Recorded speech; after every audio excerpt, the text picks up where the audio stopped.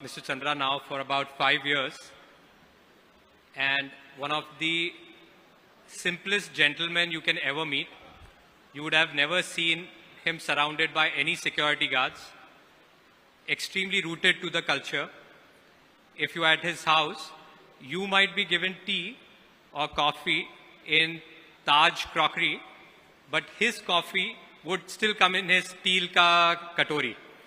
That's extremely simple and very, very rooted of him. Mr. Chandra, I actually wanted to understand what were the initial days of yours when you landed in Mumbai? How did that journey begin? And if you could tell us more about your love that started with Mumbai and Maharashtra. It was in 1986 when I finished my postgraduate course in computer science. I was looking for an internship. I applied to TCS and I got selected, and I came from Chennai on what used to be called as Bombay Mail. And I grew up in small town, and so when I landed in Dadar station, I was just flabbergasted. आप Dadar station पे Then I had a friend of mine who received me and took me to Vashi. Those days, the trains used to be only till Mankur. So then we lived in Vashi with another friend. And I can tell you that from there on, living in Bombay actually taught me every aspect of life. It's a city that's full of opportunities, makes you smart, makes you handle situations, and very kind people. So that's how I started. I'm directly going to get into the point, Mr. Chandra. There is, a large, today Tata Group owns 4 airlines. There's Air India, there's Air India Express, Air Asia, and Vistara. Is there any plan of consolidation of the brands, or do you plan to keep them separate? See, essentially we want to have a very, very strong airline. I've already said that Air India is a dream of Indians, and it will always be India's airline. An airlines of Indians, and we will definitely have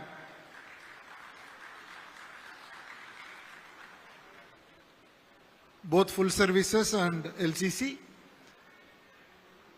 but we want to make it a world-leading airline of scale where Indians are able to fly everywhere. And that's the goal, and it's a long journey. We'll have to work on many aspects of the airline, but we are working at great speed. So hopefully we should see results and get there. But we will essentially have one airline with 2 platforms, but it'll take time. While I'm on Air India, I also wanted to understand, you've acquired a government PSU, and what are the challenges you are facing, while reviving the whole Air India brand? I think we are working on human resources, working on technology, working on modernization of the fleet. We are working on engine maintenance. We are working on safety. We're working on all aspects of it. But at the end of the day, Air India has great people. And they all are raring to go. They all want to contribute. They all want to make Air India a very proud airline.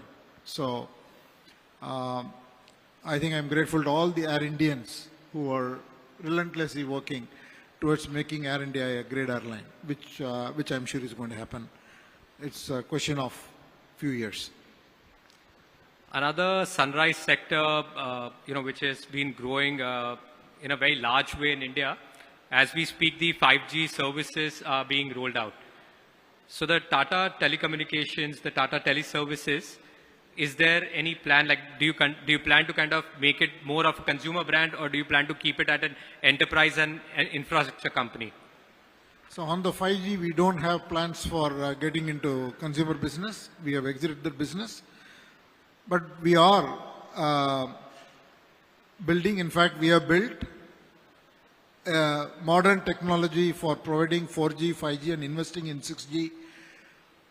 In terms of the infrastructure, Atmanirbhar, totally India-based intellectual property. We have already announced the readiness, and we will soon be rolling out large-scale implementations. But we are not getting into consumer side of 5G. Because it's a pretty large company. You nearly own about 30% of the cables that run. So is there plans to even take it globally and grow the footprint there? Yeah, it will be a global business. The 5G business will be a global business. Already we have a lot of inquiries. So we are trying to, first of all, prove the technology because it's very new. So we need to get the first implementation, prove it, then we'll scale it across the board. So while we are on global scenario, Mr. Chandra, there's something very different that's happening in the United States. With the interest rates going up, inflation being hit, how do you see that affecting our country? See, the global economic situation is quite volatile. Whether it is US, whether it is Europe, UK, and most parts of the world are going through a high interest rate, high inflation regime, and their economic growth is going to be low. But I would say confidently, India is extremely well placed. We have everything going for us, both in terms of urban economy, rural economy, consumer economy, infrastructure-led growth. So India is going to have the best of the global markets for the next few years. So the Indian economy, of course, has been booming, but the government's also taken a stand to take the growth view and have been able to keep the interest rates in stance. Do you feel if they continue to do that, how do you see the Indian rupee has already been depreciating? How do you see the Indian rupee for the next 1 year, 2 years? So I think if I can predict the rupee, then I'll be sitting somewhere else. But the Indian rupee is only depreciating against the dollar. Every currency is depreciating against the dollar, but Indian rupee is appreciating against every other currency. So I think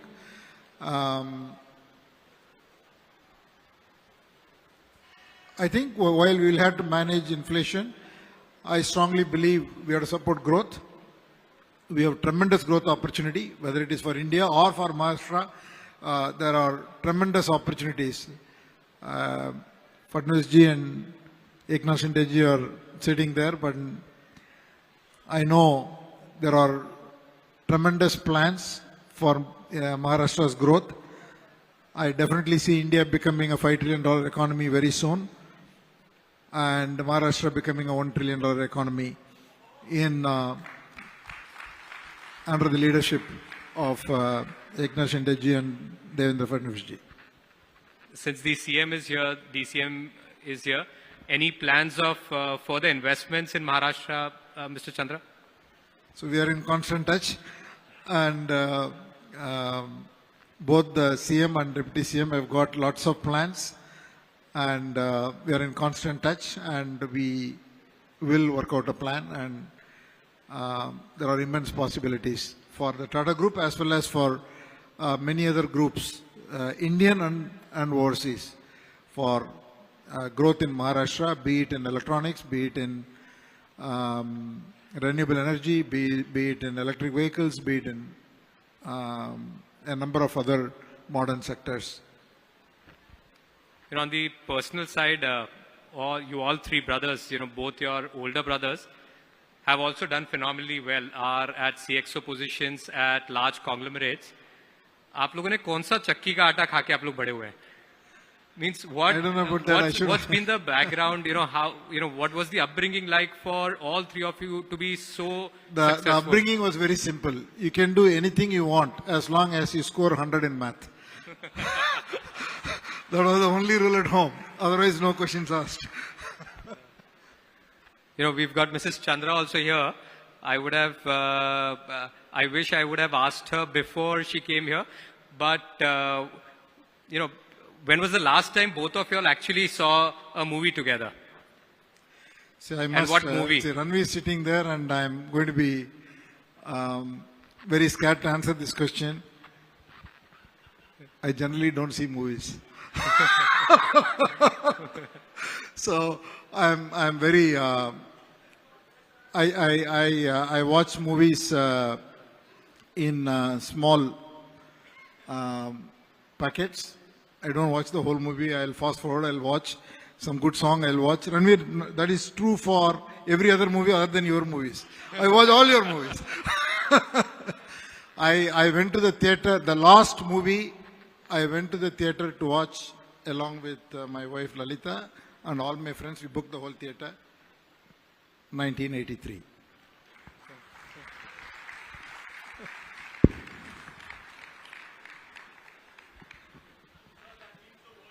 Yeah, we did. We really enjoyed it.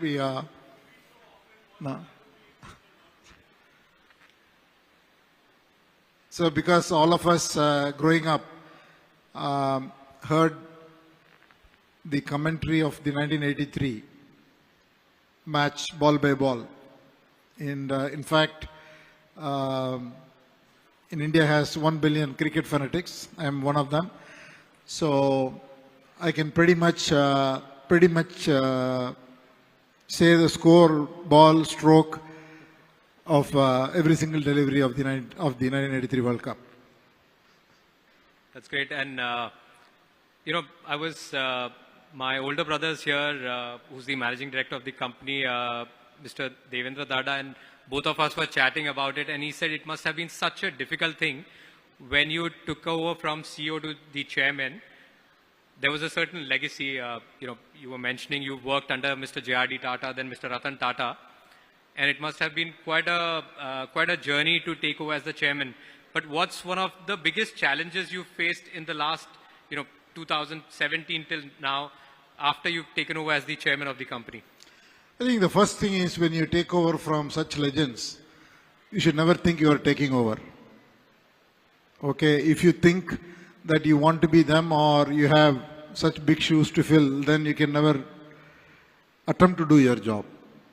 So you should never think that you are stepping into somebody's shoes or you're taking over from Mr. Ratan Tata or a chair that's occupied by J.R.D. Tata. It's better to look at the job, what you have to do, and then just go about doing it. And so otherwise, I think it's been a terrific journey. I think it's a great group, as he said, has phenomenal people. Most importantly, it has the love and affection of billion people. Everyone in India wants the Tata Group to succeed. And the only thing we have to constantly remind ourselves is we have got to behave and do things in such a way that we continue to keep the trust. And that's what we attempt to do, whatever we do. And on that trust and credibility, I don't think there's any other company that beats Tata Group. You all have stood for credibility, you all have stood for trust. Thank you so much for all the time, Mr. Chandra. We're going to request you to stay on stage for the next award. Thank you so much. Thank you, Lokmat. Sir,